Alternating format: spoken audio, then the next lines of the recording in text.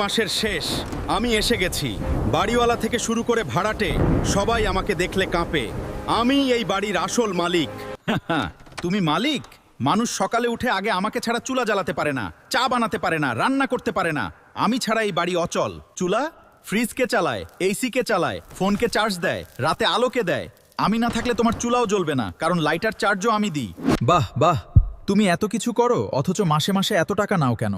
গত মাসে তোমার বিল দিতে গিয়ে বাচ্চার স্কুলের বেতন দিতে পারেনি এই বাড়ির মানুষ। সেটা আমার দোষ না, সরকার দাম বাড়িয়েছে। আমি কি করব? তুমি কি কম নাও? তোমার দামও তো বেড়েছে। সত্যি বলেছ, আমার দামও বেড়েছে। আসলে আমরা দুজনেই বেড়েছি, কিন্তু মানুষের বেতন তো বাড়েনি। ওরা কোথায় যাবে? আমরা বাড়ছি, মানুষ কষ্ট পাচ্ছে।